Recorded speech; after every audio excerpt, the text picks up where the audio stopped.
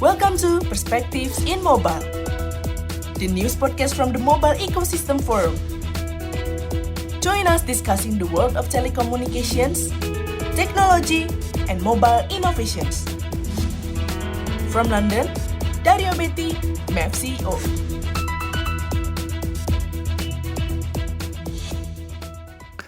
Hello, everybody, and welcome to Perspectives in Mobile, the podcast from the Mobile Ecosystem Forum that looks at the people that are making today's and tomorrow experiences in mobile. Now, as you know, we have been interviewing in the many episodes that we had so far CEOs, engineers, product owners, users of the technologies that are making the new mobile experience today. And I'm very happy to discuss one of those, which is one of the hot topics, I would say, in mobile today, identity and biometrics. And to do that, we got Andrew Budd, a name that many of you will know very well. Welcome, Andrew, first of all. How are you? Thank you for inviting me, Dario. I'm splendid on this longest day of the year. Well, fantastic. We are talking to you. You're in London today. We managed to get you in London. Usually you're traveling all over. But for all the people that might have seen you or not, you are a name that very much associated with Mobile Ecosystem Forum and very much associated to a lot of things in mobile. We probably touch on that.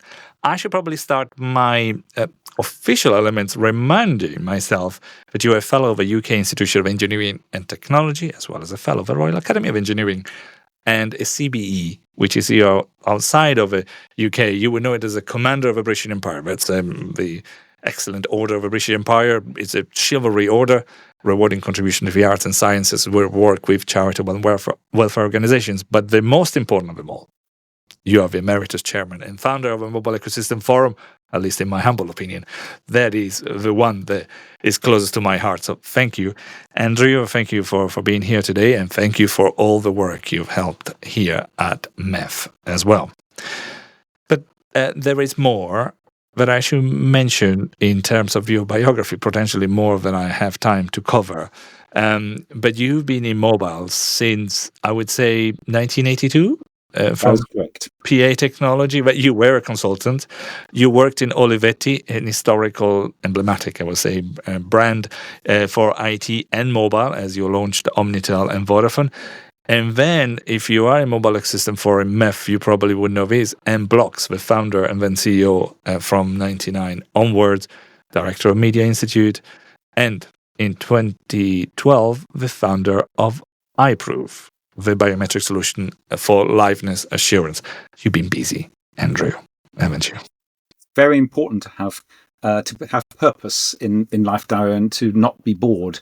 Having purpose that solves big problems that are interesting, challenging, and worth solving on their own, as well as profitable, I think is absolutely fundamental. It's fundamental for one's own well-being. It's fundamental to create teams around one that it's a pleasure to work on.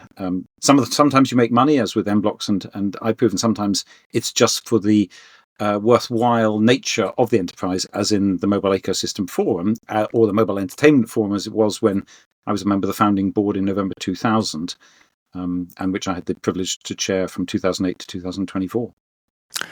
Well, perfect. And before I even touch the hot topic of today, which is the biometrics, given that you started in atomic and energy, which is completely different, but you have been a wireless in between. You've seen standards. We work with DACT. You worked with GSM, and you then launched other services on top.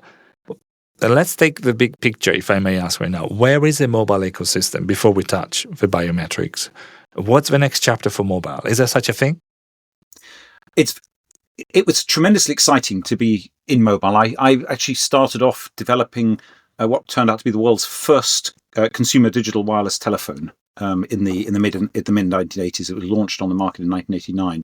It was called the Franti Zone phone, and for those of us who made the mobile transformation journey, it was incredibly exciting.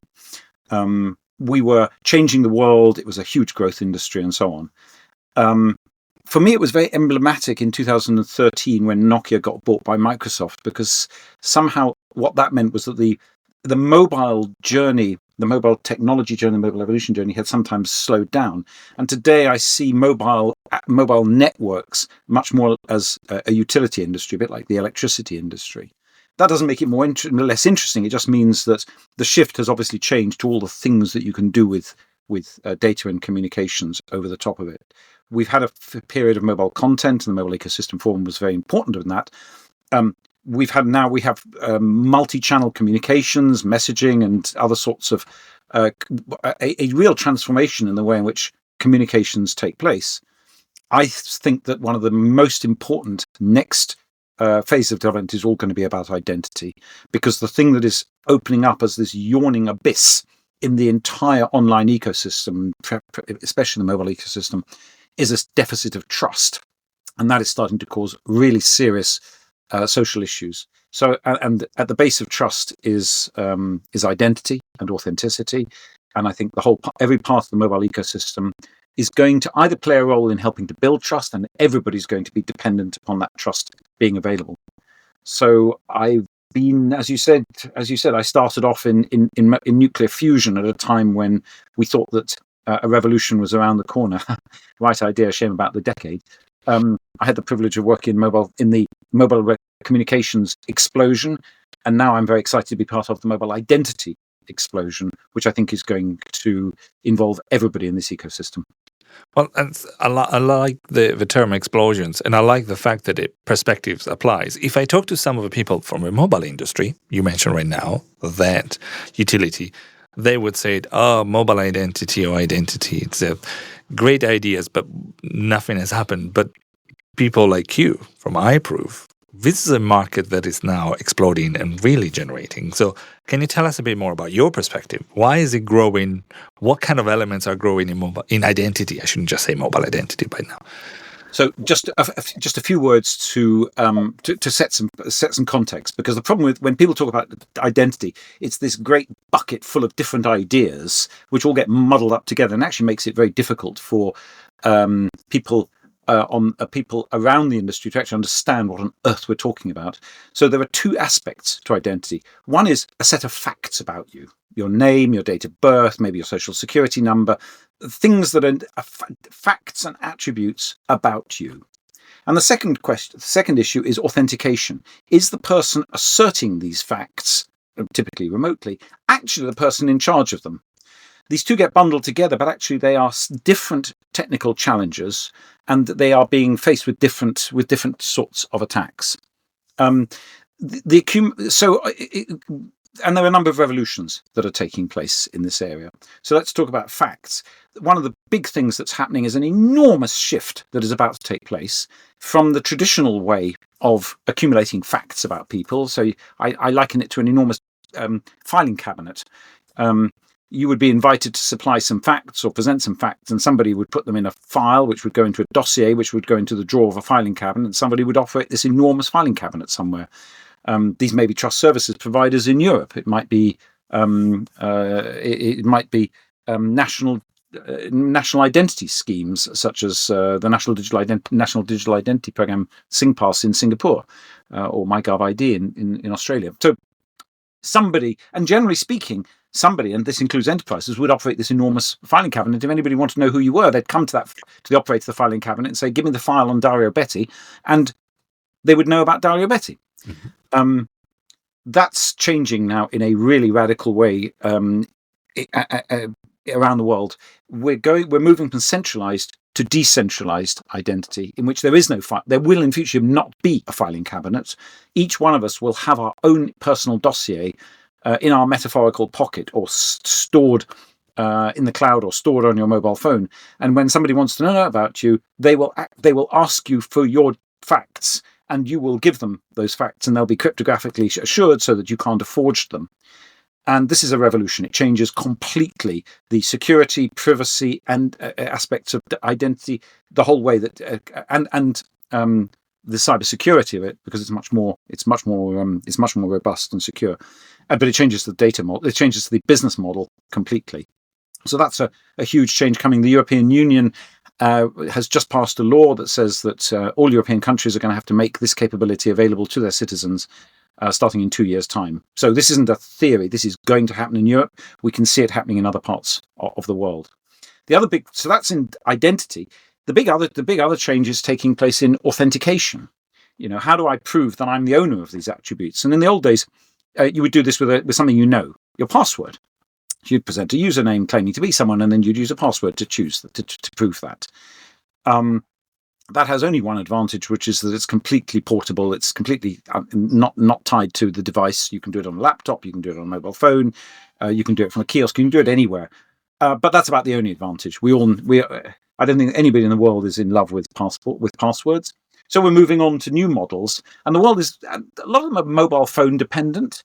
But there's also growing awareness that that trust doesn't reside in mobile phones. Trust resides in people, and people can be willingly or unwillingly separated from their mobile phones.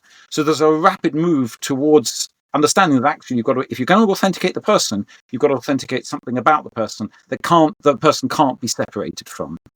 And that typically today means their face or some other biometric. It's very hard to steal someone's face, at least not without really rather gruesome major surgery. So we're seeing a big shift in the way that authentication takes place.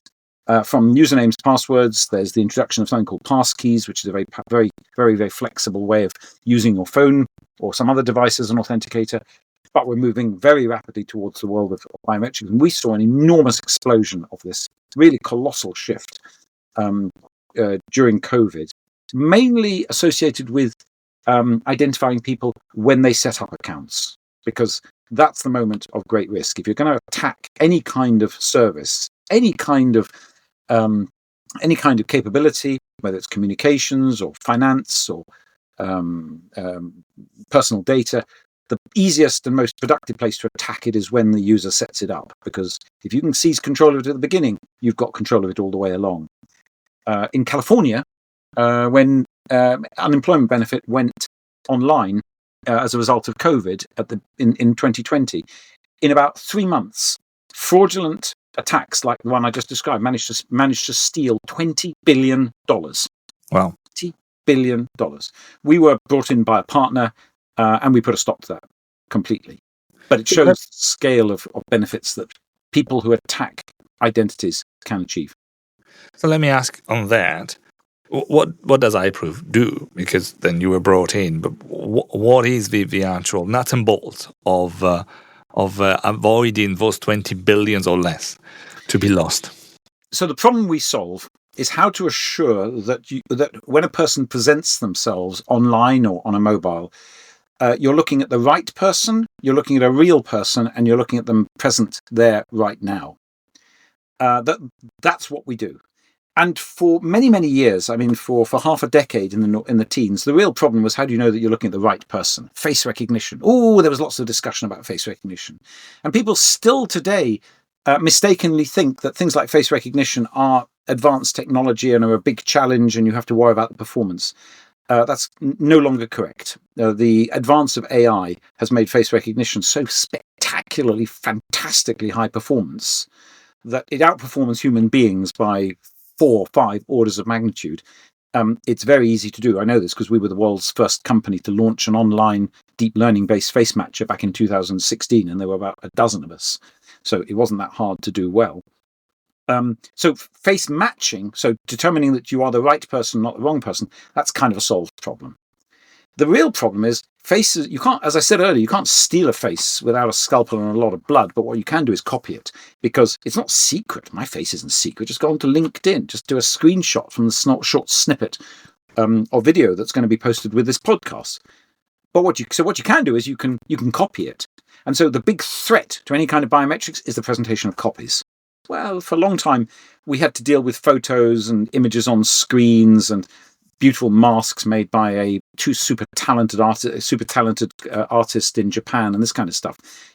All that's pretty much legacy as well. Today, the big threat is deepfakes, because from one image of a person, you can produce a fully talking, fully animated image of a person that is indistinguishable to the naked eye and will fool pretty much any technology that tries to spot it. So I'll go back to this. What we're in the business of creating trust trust resides in people. Authenticating people must involve actually something about that person, typically their face. But if you want to rely on something about that person, you'd better be damn certain that you're looking at the real person and not a copy. And you've got to do that, if you're doing it properly, on any phone in the world or any laptop in the world. So you can't rely upon this or that particular piece of hardware. And you've got to do it so easily that it's inclusive and accessible. That is a really hard problem that doesn't get any easier, and that's what iProov does, and we're the world leader at doing this. We do it for governments, for large financial institutions, for trust services providers, for healthcare organizations around the world. Well, in that case, probably the next question is really, what are the use cases then? Which industry? You mentioned some of them, but for doing what? So there are really three big use cases. The first is onboarding. When a new person turns up and sets up an account, whether it's a new identity account or a new communications account or a new bank account, there are regulatory, ethical, and fraud risk reasons why you'd better be pretty sure who they are. And the fact that they can normally this is done using a photo ID, typically a government photo ID, but all that you know is that somebody has possession of a photo ID. What you've got to make sure is that the person doing the setting up of the account is actually the person depicted in that photo ID. So one of the very, very common flows is to read a passport using the contactless reader in most mobile phones, which means that the information that comes out of the passport can't have been tampered with or forged or cloned. It's a very high security. Contactlessly reading the biometric, the chip in the passport is a very good way of getting a super high reliability read of the passport, including the photograph. Then I iProov myself. I get a super high integrity, super reliable image of the person. We match them together. Now you know who you're dealing with, and you know that they're genuinely present. This is used very widely. It was first used by European citizens in the UK when they had to apply for settled status back in 2019, 2020, in the wake of Brexit. Turned out to be the most successful remote onboarding program in history up to that time. It's widely used by the Australian government when people are setting up the MyGov ID application. It's used by a number of European trust services providers under EIDAS to set up their digital identities. So it's used by banks. The UBS, for example, use it when creating accounts for their wealth management customers. Anytime people are setting up accounts, we offered it during COVID to some charities when people were setting up charities to enable young people to support old people, and we had a safeguarding responsibility so the young people could assert their identity. So anywhere where onboarding is required, and there is a risk that somebody will try to impersonate somebody else or hide their identity by creating an identity card in the name of a person who never existed and use a deepfake image of a person who never existed in order to conceal their identity. So onboarding and account establishment, also in enterprises, when onboarding, 27% of US employees work for wholly remotely now. So sometimes they're brought into companies and they never meet their colleagues. Well, it's fine if there's a real risk now, and there are well-documented cases of this happening, that you hire somebody on the basis of a CV and an interview and all this kind of stuff, and then you bring them in and you give them the credentials to your enterprise system and they start working, and then you discover they're somebody else completely. So there's rapidly growing interest in secure remote onboarding for enterprise applications as well. So that's one use case. Then another use case is when you're authenticating for access to systems. So, for example, in Singapore, the citizens of Singapore have an app called SingPass, which they use for gaining access to all government services. Everybody uses SingPass all the time. SingPass is part of their critical national infrastructure, and so they use iProov to authenticate the face of a person, to ensure the genuine presence of a face of the person every time they do any kind of high-risk transaction. So it's not just first time, but every time. People are using it for PSD2 strong custom authentication to authenticate high-risk financial transactions. So step up, high-risk transaction. Anytime you really don't want account takeover to take place, this is a big use case. And now we're starting to see a third use case, which is to authenticate people participating in video conferences. There's a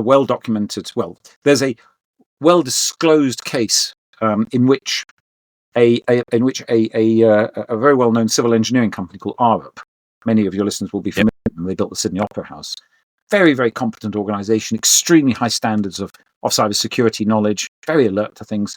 I think it was the chief financial officer in Hong Kong was instructed to set up new accounts and make very large payouts to new accounts. Well, he knew that this is a typical vector for CEO fraud. So he demanded the approval of the board. He had a video conferencing call with the whole board, not just the CEO, and the whole board. He asked the board to give him consent to make this very large payment, which they did, and he made the very large payment. And it turned out that the entire board had been deep-faked. Every board member around the table, including the CEO, but all the others, they had all been deep-faked with the relevant board members' faces. And so are disclosed publicly, and this was an act of public good because they weren't compelled to do this, but they disclosed publicly they had been a deep-fake attack on video conferencing had stolen $25 million. It's a well-known weakness. And a number of the national security bodies in Europe, for example, the BSI, have been warning about this for a while. But this was a very vivid example of just how dangerous deepfakes are and how relying upon your visual recognition of a face in a high-value transaction can no longer be trusted. So we're getting considerable interest in that as a third use case. So onboarding, authentication, and a verification of face-based transactions. Well, I think you already mentioned that you're living in an explosion. I would just wonder if that's an explosion of demand of your services. But I'm also concerned that, but what you're saying, it's an erosion of trust. You're really jumping in to requalify some of the trust, some of those issues. Is the market going well for iProov and for everybody else? But does it equally mean that things on the internet and everywhere else are not so safe? That's a very important question, Dario. Things are going extremely well for iProov. We've grown a great deal. We received a large investment in 2021. We received $70 million in investment from Sumer Equity Partners in California, which was testament to our status as a high growth company. There has been in the last year or so an explosion in the supply of supposed deepfake resilient liveness solutions into the market. And the problem is that very soon it will be shown that it's much easier to say you're deepfake resilient than actually to deliver deepfake resilience. And I'm a bit worried about that because we've seen, at least in one of our territories in Brazil, this cycle go in which buyers have believed the marketing hype of liveness providers, have bought it, and have then suffered terrible consequences when they turn out not to be true. That market is now on its third cycle. The growth in attacks in this market is so great that people who buy enterprises that purchase liveness on the basis that somebody claims that it's good and that it's fairly cheap, if they are exposed to risk, will very quickly discover that they're in trouble. This is a market in which there is a great deal of slideware, but very little evidence of good performance. So I would advise anybody who believes that liveness is an important part of their service delivery, that they take a very careful look at the technology, performance, and credentials of their vendors. And I'm worried about this, and I've seen this before. We saw this in the SMS market 20 years ago.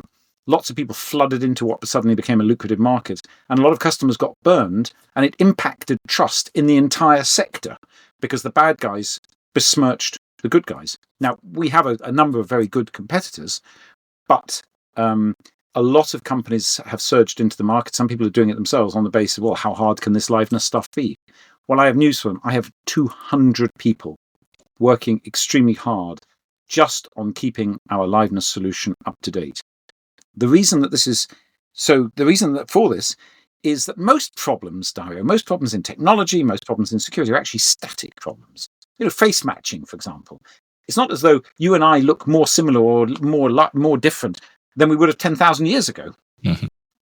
The problem of matching a face to a person is pretty static. Actually, the problem of spotting a photograph presented online is pretty static because photo printing technology isn't changing very quickly. The problem of detecting deepfakes is changing extremely fast. The attackers are moving very, very quickly. Just to give you an example, because we and I'll talk about this in a second, we have visibility of things. There's a new kind of attack, be it that's entered the market, called the face swap injection attack. That grew 700%. The incidence of that grew 700% in 6 months last year. And the quality of those attacks went from being obvious to the naked eye to completely invisible to the naked eye in the last 6 months. So unlike pretty much every other problem in the mobile sphere, this is a problem that is continually changing and continually getting harder. And only if you have the infrastructure, the business processes, and the skilled staff, and frankly the commitment, you have any chance of keeping up with that change and staying ahead of the attackers in order to provide any kind of solution. It's a little bit like the antivirus market. When antivirus first came out, you didn't just buy a disk. You bought a disk with a back end that was continually updating your software because, oddly enough, the virus environment didn't stay fixed. Yeah. So it's a little bit like that. But we're still in an environment in which many, many people are out there selling biometrics authentication as on a disk. Sorry, I'm old enough. You and I are probably old enough to remember disks. For the younger generation, disks were bits of plastic, or even in the old days, bits of plastic mylar on which information was written and distributed, and you'd go into a shop or buy it, and it would be delivered to you, and you'd plug it into your computer in order to download software. When I say a disk, what I mean is a piece of unmanaged software. The majority of liveness solutions out there are just bits of software that don't change. And in an environment that is changing every week, that's not a strong foundation upon which an industry can build trust. We have a security operations team of 50 people just monitoring and modeling the changing attack environment. That's the nature of the challenge that we're facing. The thing that scares me is that I think even today we are the only vendor in the world doing that, and that's not a good basis for industry trust. Let me take a different perspective. It just happens that this is June 2024, and MEF has just published its 10th consumer trust study. And the questions that have been asked, whether it's biometrics or anything else, is do consumer trust given information? And we are seeing that they're getting less and more scared and less propensity to share their information. Now, how do you marry the two? What is biometrics and privacy and security? How do you make sure that people buy into the concept? It's a very important question. We have a competitive advantage globally because we are based in the GDPR area, and as everyone knows, the GDPR is the world's most stringent gold standard for the protection of privacy, and therefore we build our system to be built around privacy. The first thing is that when we process people's biometrics, when we, for example, do their face matching, we have no idea who they are. So we work as a specific service provider for other organizations like banks, like mobile operators, who are amongst our customers. One of the use cases that I didn't mention earlier, which is very important, is the issuance of eSIMs. So onboarding of customers to eSIMs is turning into a huge market for us because it's a remote onboarding problem that is new to operators, and we provide a very good solution to that. When that happens, the mobile operator knows who the customer is, but they pseudonymize them. They give them a meaningless random name, and when we look at the person, we have absolutely no idea who they are whatsoever. So we merely make sure that their genuinely present face matches the image from their identity document that the operator passes to us. And so we have in many cases we have no idea where in the world they actually are. Secondly, that information is processed, and then after an appropriate fraud detection time, it is deleted. It's not stored or used for anything else. The rules under which we operate this are GDPR compliant, and we operate under GDPR rules worldwide. The truth is that so people's privacy is not impacted because their face is not used for anything else. The other thing, there is a confusion in the market sometimes between face recognition and face verification. In face recognition, people's age, that's kind of surveillance, is where cameras are used to identify people when they're walking around. Face verification is when people have agency. Face verification is when people use their face to actively to establish trust, which gives them access to capabilities and features that maybe would be harder for them to access. So they know it's happening, they consent to it's happening, they have agency in the matter, They get personal benefit and their privacy is secured. That is face verification. And face verification is very, very different ethically and politically from face recognition. We do face verification. We do not do face recognition. And what we have to remember is that having done the data protection impact assessments that we have to do under GDPR, the threat to people, the risk to people's rights and data privileges are very small, but the benefits to them is that their identities are kept safe, that they are protected from the horrors, and they really are horrors, of account takeover and of account impersonation and account takeover. There are people whose identities have been stolen because of weak authentication, because there wasn't biometric authentication, and it's taken them a year to recover their lives. That's what we're there to protect them against. Well, let me change again from a consumer back to the industry. I'm going to ask you something that is core to the mobile ecosystem forum, partnerships. In this market, do you go there alone or you're selling directly? Is it part of a bigger solutions? How do you go to market?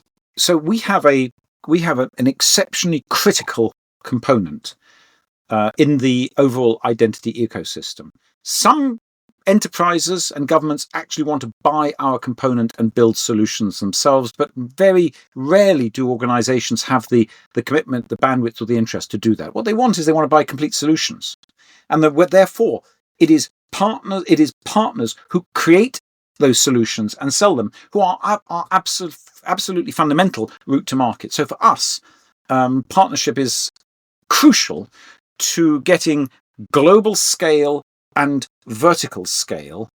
And we have an established global partnership program that supports our partners. We understand a lot about partnership. We understand a lot about working with channel and working with partners. When they work with us, they start to rely on us and we rely on them. So it's how to build and manage a mutually profitable, highly successful, somewhat mutually dependent relationships. The challenge that gives us, Dario, is that we are operating worldwide because we have partners worldwide and they take us worldwide. So we have customers all over the world, in Latin America, in North America, in Europe, in South Africa, in Asia, in Southeast Asia, in Australasia. We have customers everywhere. And therefore, each partner has specific national and certification requirements.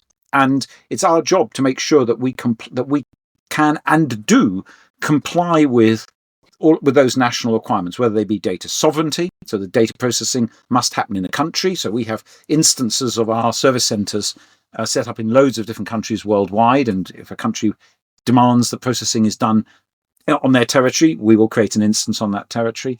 If we have to comply with their local banking or cybersecurity regulations, we do so. We are the most highly certified liveness provider in the world. We have cybersecurity and we have cybersecurity and other certifications from all parts of the world, whether they're generic global ones like SOC 2 or the Cloud Security Alliance, CSA Star, or whether they're national ones like IRAP in Australia, or the Singapore National Security ones, or whether they're regional like the EIDAS standard. So we are today the only biometric verification solution in the world that is certified to EIDAS level of assurance high. There are loads of solutions certified to level of assurance substantial. We are certified as a module, not just in somebody else's unit, but as a module.